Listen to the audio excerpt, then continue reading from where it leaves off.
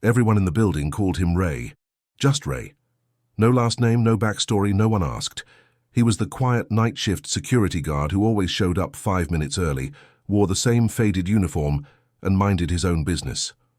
What they didn't know, what no one could ever suspect, was that Ray was short for Raymond St. James III, heir to a billion-dollar empire and son of the man who owned the very glass tower he stood guard over each night.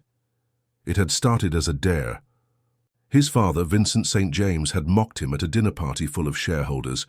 "You think love is real, Raymond? Try finding it when everyone knows your bank balance." Everyone had laughed, and Ray had smiled politely, but something had burned deep in his gut. That night he made a choice. He moved out of his penthouse into a modest apartment with cockroaches and creaking pipes. He got rid of his driver, his platinum card, and the designer suits. He paid one of the actual security guards to switch names and IDs with him, under the table, and began working nights at the company his father owned. He didn't tell a soul. Not his sister, not his friends, not even his therapist. It was a social experiment, a test. He wanted to meet someone who didn't see him as a dollar sign, someone who didn't try to network, pitch a startup, or ask for a yacht ride. The first few weeks were uneventful. Most employees ignored the security, guards, especially the night shift. But then she showed up. Her name was Eliza. She worked late, often until midnight, scribbling in journals, typing furiously on her outdated laptop, sometimes even falling asleep on the office couch. She was beautiful, but not in the usual glamorous, polished way. Her hair was always a little messy, her clothes weren't name brands, and her shoes had more scuffs than shine. But she had a spark, a kind of rawness that made her stand out. She was also the only one who ever said, "Good night, Ray," like she meant it. He started looking forward to those words more than he cared to admit. One night, after she'd dropped her bag and cursed softly under her breath, papers scattering all over the lobby floor, he helped her pick them up. That was the first real conversation they had. "Thanks," she said, smiling. "I'm such a mess." He grinned. "That's okay. I've seen worse. Once a guy spilled an entire pizza on the floor, toppings and all." She laughed, and something clicked. Not love at first sight, not fireworks, but something. Something warm and dangerous. From that night on, they started talking. A few minutes here and there. Nothing deep. Weather, coffee, her insane workload. He learned she was a junior analyst, barely making rent, sending half her paycheck home to help her sick mom. She wasn't bitter, though. She believed in hard work. She believed in honesty. Ray found himself drawn to her more every day, and with every laugh, every joke, every moment they shared, he hated the lie more, because she thought he was just a security guard, and worse, he liked it that way. Late one Thursday night, after a particularly long chat about the dumbest bosses in the world, Eliza had opinions, she asked something that froze him. "Ray, do you ever feel like people don't see you for who you really are?" He blinked. The irony stung. "All the time," he said quietly. She looked at him with those soft brown eyes, eyes that didn't judge. "Yeah, me too." He walked home that night with his heart thudding harder than usual. This wasn't a game anymore, he was falling, and if he didn't come clean soon, he might lose the only real thing he'd ever found. The next night, Ray debated whether to even show up. He stared at himself in the bathroom mirror of his tiny apartment, toothbrush hanging from his mouth, water still running. The face looking back at him wasn't the billionaire heir. No expensive haircut, no tailored suit. Just Ray, just a tired guy in a cheap uniform who had dug himself too deep into a lie that felt more real than the truth ever had. But he showed up anyway. And Eliza was already there, hunched over her desk on the 10th floor, drowning in spreadsheets and half-eaten granola bars. He took the long way around during his rounds, pretending to check locks and security panels, but mostly he was checking on her. When the elevator dinged and she stepped out sometime around midnight, he was waiting in the lobby with a coffee. One sugar, no cream, just how she liked it. She blinked in surprise. "For me?" Ray shrugged. "It looked like a rough night." "You're psychic now?" "Just observant." She smiled, took a sip, and sighed. "God, this tastes like hope." They sat down on the bench by the front doors. Outside, the city was quiet. The streetlights flickered like fireflies caught in a loop. It was one of those rare moments when the world seemed to pause. "You know what sucks?" Eliza said suddenly, staring out into the dark. "Doing everything right and still falling behind." Ray turned to look at her. "What do you mean?" "I work my ass off. I stay late, take extra tasks, even train new hires, and still I'm invisible. No raises, no promotions, just more maybe next quarter promises." Ray bit his tongue. He wanted to say, "I'll give you the promotion. I'll give you the whole damn company." But he couldn't. Not yet. "You're not invisible," he said instead. "Some people notice." She looked at him with a half smile. "Like who? You?" He nodded. "Me." Their eyes locked, and for a second it was just them. No company, no lies, no class divide. Just two people in the glow of street lamps and lukewarm coffee. Then she ruined it, in the most beautiful way. "You're probably the most real person in this building, Ray." He laughed softly, more from guilt than humor. "That's ironic." "Why?" He hesitated. "Because I'm not really who you think I am." Eliza tilted her head. "What's that supposed to mean?" But just then, his radio crackled. An emergency on the 3rd floor. A fire alarm triggered by some burnt popcorn in the break room. He stood up, cursing the timing. I have to go." She watched him leave, confused, maybe even a little hurt. Ray couldn't sleep that morning. He tossed and turned, replaying her words over and over. "You're probably the most real person in this building. If only she knew."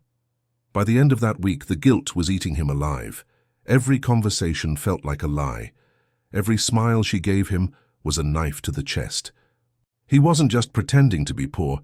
He was stealing time from her under false pretenses. He needed to tell her soon. But fate has a cruel sense of humor, because that Friday afternoon, his father showed up at the building.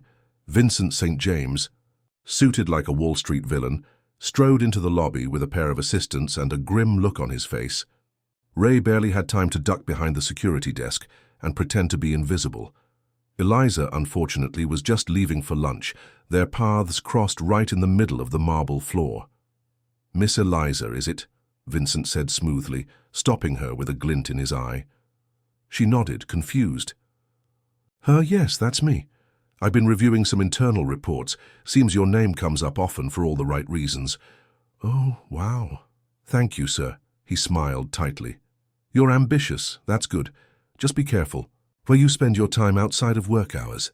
Before she could respond, he turned and walked away. Ray stood frozen, still half crouched behind the desk, fury building in his chest. His father knew. Somehow he knew.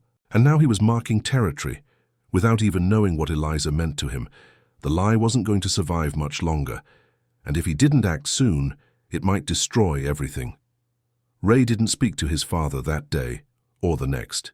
He avoided. The top floors kept his head down and stuck to his duties as a night guard, but the weight of that brief encounter between Vincent and Eliza kept pressing against his chest like a slow, cruel vice. What had his father meant by that veiled warning? Was it about company policy, class, or just his usual way of letting people know they didn't belong in his world? Ray knew the answer. It was control. Vincent St. James didn't build an empire by playing fair, and he certainly didn't like things he couldn't manipulate, including love. By Sunday night, Ray made up his mind. He was going to tell Eliza the truth, but life, as always, had its own twisted timing. He showed up a little early, heart racing. Eliza wasn't at her desk. Her lights were off, no laptop, no granola bar wrappers. He waited, checked the clock. Did 2 slow laps of the floor, still nothing. By midnight, panic started to creep in. He sent her a text, to the number she'd given him a week ago when she jokingly said, "In case you ever want to quit and run away from this building together." He never imagined actually using it. No reply. At 1:12 a.m., she walked into the lobby, soaked from the rain, eyes red like she'd been crying. "Eliza," he said, rushing toward her. "What happened?" She tried to smile. It collapsed halfway. I got fired. Ray froze. What? Why?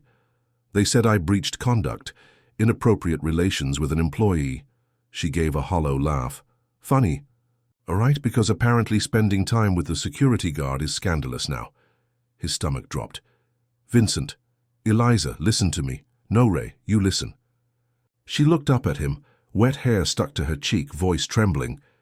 You were the only good thing about this place, the only person who didn't talk down to me or pretend I didn't exist. And now I'm out of a job because I spent time talking to you in a damn lobby. He stepped closer. You don't understand. I'm not just— No, she interrupted. Don't ruin it. Don't say you're secretly the CEO's son or something stupid like that. Just don't lie to me too. His mouth opened, but the words died, because that's exactly what he was. A lie. She turned and walked out the door, rain swallowing her silhouette. Ray stood there for what felt like forever, fists clenched, jaw locked. That was it. The moment. The line had been crossed.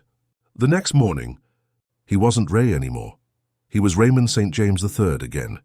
He walked into the main office at 9 a.m. sharp, in a black suit tailored to perfection, hair slicked back, shoes shining like mirrors. Every head in the building turned. Executives stared. Assistants whispered. People who ignored him just days ago now scrambled to greet him. He didn't care. He went straight to his father's office, didn't knock, just walked in. Vincent was mid-call. I'll have to call you back, he said flatly, lowering the phone. Well, look who decided to crawl out of his social experiment. Ray didn't sit. You got her fired. She was distracting you. I was helping. You don't get to control who I care about. Vincent leaned back in his chair, steepling his fingers. You really think some broke analyst is going to love you the same when she finds out who you are? I'd rather find out the hard way than manipulate her like you did. Silence stretched between them like a razor wire. Vincent finally spoke. So what now? You want her job back? No, Ray said. I want her future back. That same afternoon, Eliza got a call from a private number. She almost didn't answer. Hello? Eliza, it's Ray. Raymond. There was silence. He spoke again, slower this time. I lied to you, not about who I am, but why. I didn't want to be seen for my money. I wanted someone to see me. You did. And I ruined that. More silence. A few seconds passed before she asked, Why are you calling? Because you deserve the truth and because I'm not giving up on you. She exhaled shakily. It's a little late for truth, isn't it? Then let me earn it back. The following evening, Eliza waited on the rooftop of her apartment building. She didn't know why she agreed to meet him. Maybe it was curiosity. Maybe it was unfinished feelings. Or maybe deep down she wanted to believe that even liars could be honest. Once. The wind tugged at her coat as she leaned against the railing, the city buzzing below in its usual haze of headlights and distant sirens. When Raymond, stepped onto the rooftop, he looked different. Not just in the suit, not just the posture. There was something stripped in his eyes, like he wasn't hiding anymore. She didn't speak first. She wanted him to. I know you don't owe me anything, he said, hands in his pockets, voice low. I know what I did was wrong, but I need you to understand why I did it. Eliza crossed her arms. You pretended to be someone you're not? No, he said quickly. I became someone I'm not, to escape who I am. She looked at him, eyes sharp. So you were slumming it with the poor people? Playing pretend, he flinched. That's not fair, isn't it? I didn't know you'd be there. I didn't expect you. It started as a stupid way to prove to myself I wasn't just a rich kid coasting through life. But when I met you, everything changed. She turned away, staring out at the skyline. You let me talk to you about my rent problems, my mum's medical bills, my boss being a tyrant, all while sitting on more money than I'll ever see in my lifetime. No, and I hated myself every time. Then why didn't you tell me? Because I was scared, he said simply, that the moment I told you who I was, I'd lose the only real connection I've ever had. Eliza didn't respond, not right away. Her breath came out in clouds. He stepped beside her. You want the job back? It's yours, with a promotion. Hell, with a stake in the company if you want. But that's not why I'm here. I'm here because I can't stop thinking about you, about what we had, about what we could still have. She shook her head. You think you can just buy your way out of this? No, he said, but I can show you I'm not trying to. You don't have to trust me now. Just give me a chance to prove I'm worth it. She turned, eyes glassy now. You know what? The worst part is, I liked you more when you were just a guard, when you were quiet, kind, and human. He smiled softly. That was always me. The suit doesn't change that. There was silence again, but it felt different this time. Less angry, more uncertain. You really fired your own security to take his job? She asked after a moment, the corner of her mouth twitching. Ray chuckled. Paid him under the table. He's on vacation in Aruba. She snorted. Figures. Ray took a slow breath. Eliza, will you let me start over? No lies, no hidden truths, just me, you, a crappy cafe, bad coffee. She looked at him for a long time, searching, maybe for a crack in his story, maybe for a reason to say no. But all she saw was someone who had made a mess and now stood in it, asking her to hold the broom. All right, she said finally. One coffee. His smile was so genuine it hurt. But, she added, pointing a finger, you're buying. Rich boy rules, deal. They met at a tiny corner cafe called Della's the next morning, far from the towering skyscrapers and marble lobbies they were both used to. It smelled like burnt toast and stale cinnamon, but Ray loved it. Not because it was good, it wasn't, but because Eliza chose it. She showed up in jeans, her hair pulled into a lazy bun, eyes guarded but not cold. He was already at a booth, 2 coffees waiting, neither touched.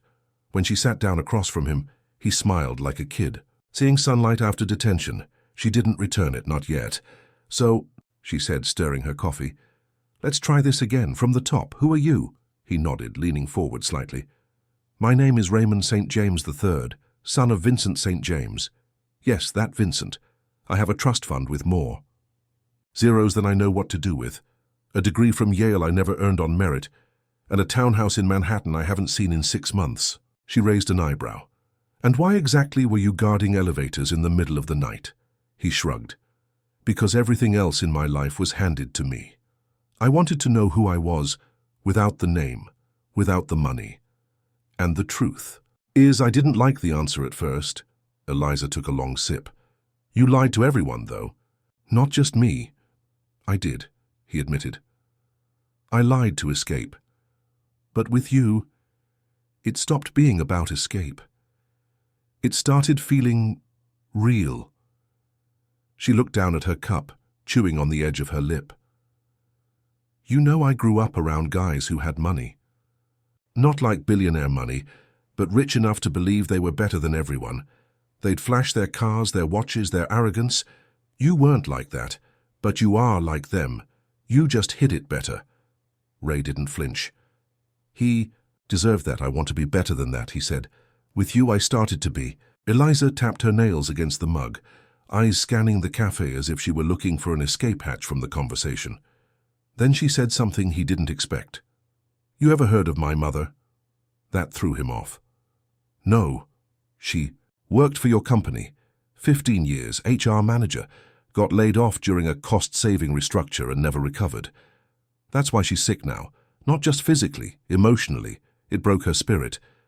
You know what I think every time I walk through those revolving doors? Ray didn't speak, he let her finish. I think about how it all trickles down. How people at the top don't see the damage below. Not because they're evil, but because they never look. Ray's jaw tightened. I want to look now.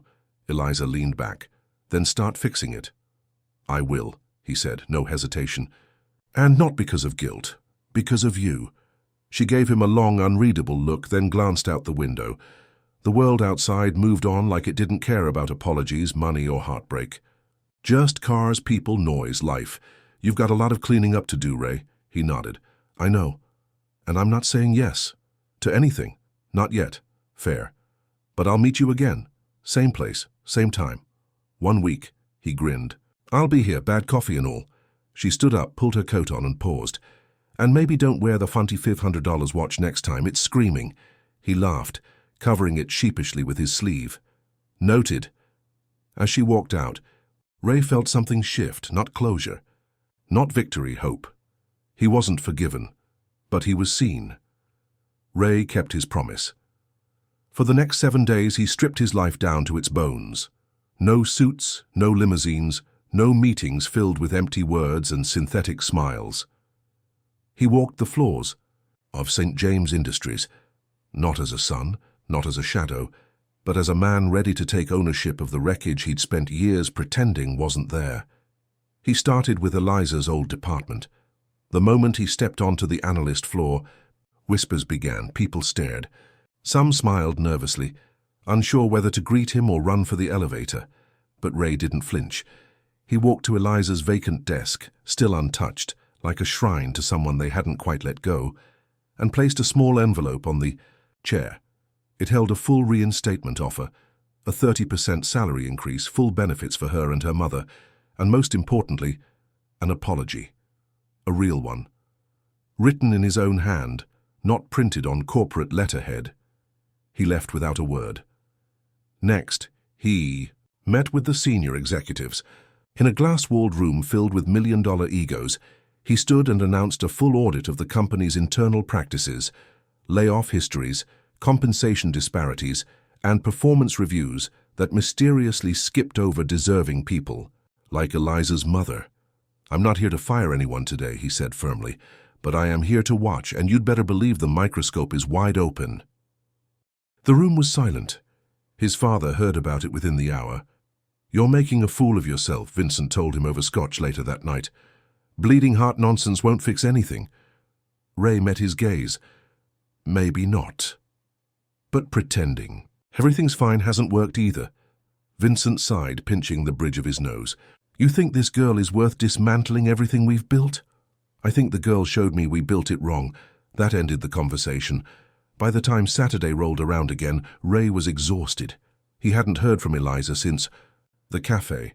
Not a call, not a text, nothing. Part of him thought she might never show, that maybe this was her way of closing the door quietly. But at 9:01 a.m., she walked into Della's, same table. Same mug, same coffee. Only now she had a question in her eyes instead of anger. "Why do you look like you haven't slept in a week?" she asked, sitting across from him. "Because I haven't," he admitted. "Too busy trying to become the man you thought I was." She blinked. "That's either sweet or manipulative. I haven't decided yet. I'll take my chances." Eliza leaned forward. "I got the letter and the offer." "I meant every word." "I know," she said. "That's why I didn't throw it away." Ray held her gaze, the silence between them heavy with something unspoken. "You know," she said softly, "I never cared about the money. Or your name. I liked the guy who made me laugh at 1 a.m. in a cold lobby, who brought me coffee when he didn't have to, who didn't try to fix me, just listened." "That guy's still here," he said. "He just has a ridiculous last name." She smiled, just a little. "And a stupid amount of power." "I'll try not to abuse it." Eliza looked down, fiddling with her spoon. "I'm not saying we go back to how things were, that wouldn't be fair to either of us. But maybe we see where it goes, slowly, without uniforms or boardrooms." Ray reached across the table, gently touching her hand. "As slow as you want." She looked up at him then, and for the first time since everything fell apart, her smile reached her eyes. "Deal." And just like that, over 2 terrible coffees in a terrible cafe, something real began. The weeks that followed felt like walking a tightrope between 2 lives, one built on legacy and privilege, and the other on fragile honesty and second chances. Ray didn't rush Eliza. He didn't bring her flowers in limousines or sweep her off to Paris on a whim. Instead, he showed up when she called, listened when she vented, walked her home from late shifts even when it rained, and he stayed far away from the grand gestures his last name was known for. Eliza, true to her word, didn't make it easy. She challenged him, pushed him to keep his promises to the company and to himself. She made him earn her time, her space, her trust. And somewhere in all that careful navigating, something real began to bloom again. One night, as they sat in her tiny apartment watching a movie on her ancient laptop, she leaned her head on his shoulder and whispered, "You know, I still don't know if I trust you fully." Ray smiled, wrapping an arm around her. "I don't blame you, but I'm starting to believe in you. That's something." And to Ray it was everything. Back at the company, changes rippled through the halls like a quiet revolution. Salaries were adjusted, promotions were revisited, and HR policies became more transparent. A few high-level resignations followed, including one senior executive who had personally blacklisted Eliza's mother. It wasn't revenge, it was accountability. Finally. One afternoon, Eliza walked back through the front doors of St. James Industries, not as a ghost in the lobby or a rumor in the break room, but as a returning analyst with a voice. People watched her, not with pity this time, but with curiosity. Respect. Ray was there when she arrived. He didn't greet her with a speech, just a quiet smile and a nod that said, "Welcome back." Months passed. They kept things quiet between them. At work. She didn't want whispers. He didn't want power to poison the intimacy they'd built. But when the weekends came, they were just Ray and Eliza, laughing at awful movies, arguing about which pizza place was better, dancing in the kitchen to music that was always too loud. Then came the charity gala. It was Vincent's idea, a high-profile event with cameras, investors, press, the works. Ray wasn't interested. He hadn't been to one in over a year. But this time he asked Eliza to come with him, not as a date, not as a trophy, but as his equal. She almost said no. "People, like your father, don't want someone like me at their table," she said. Ray cupped her face gently. "That's why I need you there, so they know the table's changed." That night Eliza wore a simple black dress, no diamonds, no designer heels, just her, confident, poised, undeniable. When they walked into the gala together, the room didn't gasp. It stared. Vincent approached, a wine glass in one hand, his face unreadable. "Eliza," he said evenly. "How you look sharp." "Thank you," she replied. "You look like you overpaid your tailor." Ray stifled a laugh. Vincent smiled. Barely. Then, after a pause, he looked at his son. "You've made your choice, then?" "I've made the right one," Ray said. And for the first time in his life, Vincent St. James didn't argue. That night they danced under chandeliers and spotlights, but it wasn't about the luxury. It was about survival, about truth, about two people who had clawed their way past pride and lies and found something that was flawed, but honest. Love, the way it was meant to be, not bought, not faked, just earned. As the music swelled and the night wore on, Eliza leaned in close and whispered against his neck, "Still not sure if I trust you." Ray held her tighter. "That's okay. Just don't stop believing in me." And she didn't.